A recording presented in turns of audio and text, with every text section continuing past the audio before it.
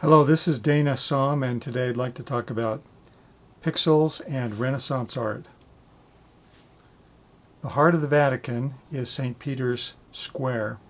It's called that because the center of the square is St. Peter's Basilica, personally designed by Michelangelo, and even today is the largest church in the world. In the center of the church is a giant altar, directly above which is the world's largest dome.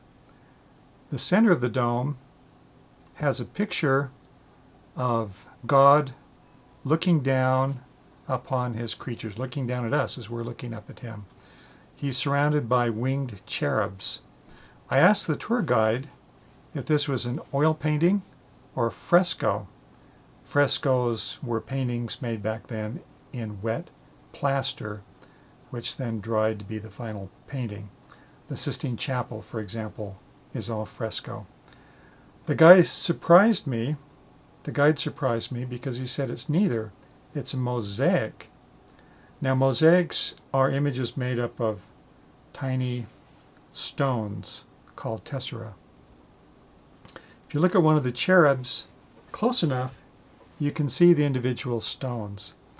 The different shadings in the image is just created from different colored stones.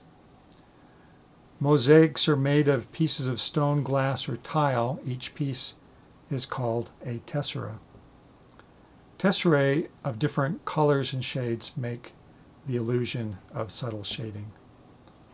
In mosaics, the smaller the stone, the more lifelike the image, and the farther away you are, the more lifelike it looks, because the tesserae seem smaller.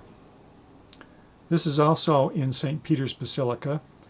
From just 5 feet away, it looks very much like a painting with incredibly subtle shading within the folds of fabric. But if you get close enough, you can see it's also a mosaic. You can see the individual stones that make it up. All of that subtlety is just choosing different shades of stone.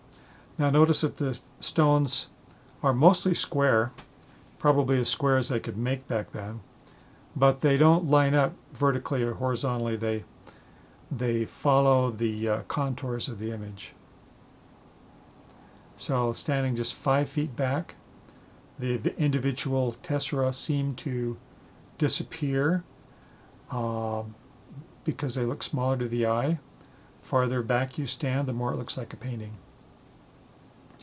Photoshop images are digital mosaics made of colored squares called pixels, a contraction of picture element.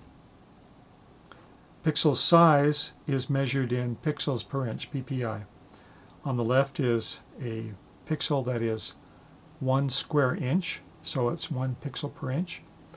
You can see as the pixels get smaller, the number of pixels per inch increase, which makes sense because in order to fit more pixels in an inch, they have to be smaller. As with mosaics, the smaller the pixel, the more lifelike the image, and the farther away you stand, the more lifelike it looks because the pixels seem smaller to the eye. Here's a Photoshop document. You can see very subtle shading in the cheeks, individual strands of hair.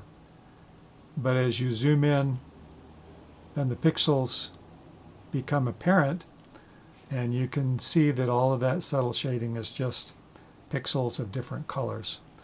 Notice that in Photoshop, pixels are always square. They're always the same size. They line up perfectly vertically and horizontally. No part of the pixel has pixels fill up every part of the image. There's no part of the image that doesn't have pixels in it. And there's only one color per pixel. All photographs and all art can be reproduced as pixels in Photoshop. Here's Mona Lisa herself, painted on oil originally. It had to be digitized in order for me to display it on a computer. And as it is digitized, you can see the individual pixels. All that subtlety in her smile, is just different colored pixels. Everything you see on your computer or TV is also mosaic, but they're not pixels the same as Photoshop. They only come in 3 colors, red, green, and blue, and they come in dots, not perfect squares, or in the case of Sony Trinitrons, they come in stripes. If you look at your monitor close enough, it may look something like this. But that is the subject of a future lesson.